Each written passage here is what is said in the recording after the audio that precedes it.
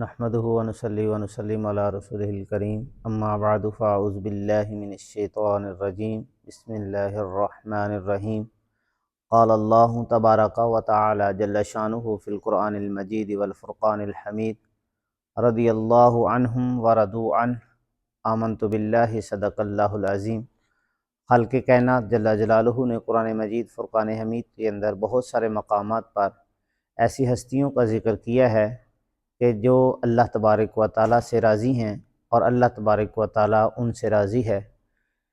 ہمارے معاشرے کے اندر اگر دیکھا جائے تو ایک ہی باپ کے 4-5 بیٹے ہوں تو سب کی سوچ جو ہے، فکر جو ہے وہ ڈیفرنٹ ہوتی ہے، مختلف ہوتی ہے، ہر ایک کی حیثیت مختلف ہوتی ہے۔ اسی طرح معاشرے کے اندر، گلی محلے کے اندر، گاؤں کے اندر، کسی شہر کے اندر دیکھا جائے، کسی بھی کیٹیگری کے لوگوں کو دیکھا جائے تو ان میں بہت زیادہ درجات میں فرق ہوتا ہے۔ اسی طرح اس کائنات کے اندر ہم انسان عام جو امتی ہیں وہ بھی آئے ہیں، اور اس طرح برگزیدہ ہستیاں انبیاء کرام علیہم السلام وہ بھی دنیا میں تشریف لائے۔ تو درجات کے اندر فرق ہے کہ وہ نبی ہیں، ہم ان کے امتی ہیں۔ کتنا بڑا یہ فرق ہے، لوگ اس کو جو ہے وہ ملا دیتے ہیں کہ جیسا عام بندہ ہے ویسی ہی برگزیدہ ہستیاں ہیں، بس تھوڑا سا فرق رکھتے ہیں، بعض اوقات تو بالکل ہی ملا دیتے ہیں۔ یہ درست نہیں ہے، کیونکہ آپ دیکھیں ذرا کہ ایک کالج کے اندر، ایک یونیورسٹی کے اندر لیکچرار جو لیکچر دینے کے لیے جاتا ہے وہ بھی ایک انسان ہی ہوتا ہے، اور جو وہاں لیکچر لینے کے لیے جاتے ہیں اسٹوڈنٹ ہوتے ہیں، جو تعلیم حاصل کرنے کے لیے جاتے ہیں وہ بھی انسان ہیں، لیکن دونوں کے اندر کتنا زیادہ فرق ہوتا ہے۔ تو اسی طرح مرید اور پیر برابر نہیں ہوتے، اسی طرح اسٹوڈنٹ اور استاذ برابر نہیں ہوتے۔ تو جس طرح یہ برابر نہیں ہو سکتے، اسی طرح ایک امتی اور ایک نبی کیسے برابر ہو سکتے ہیں؟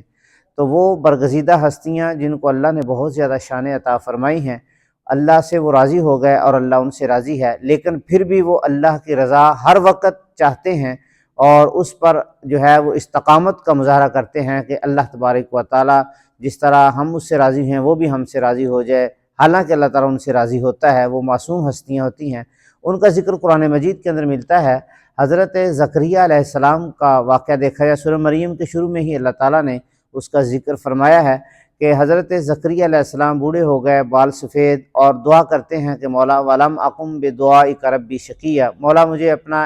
اپنی جناب سے ایک ایسا بیٹا عطا فرما دے جس سے تو راضی ہو جائے۔ تو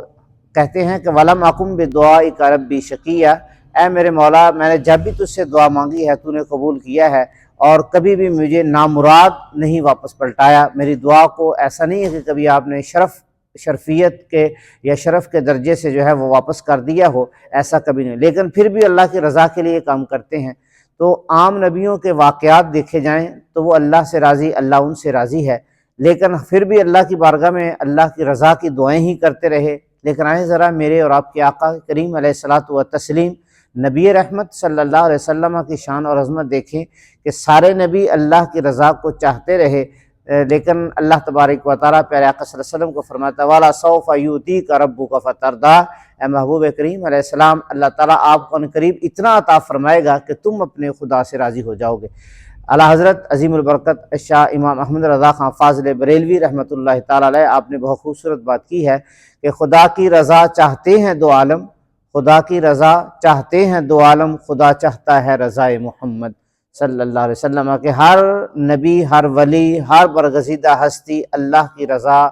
چاہتے رہے، مانگتے رہے، دعائیں کرتے رہے، لیکن رب ذوالجلال فرماتا ہے کہ محبوب میں تجھے اتنا عطا کروں گا کہ تو راضی ہو جائے گا۔ اللہ تبارک و تعالی ہمیں پیارے آقا صلی اللہ علیہ وسلم کی شان اور عظمت اور باقی انبیاء کرام علیہم السلام برگزیدہ ہستیوں کی شان کو سمجھنے کی توفیق عطا فرمائے۔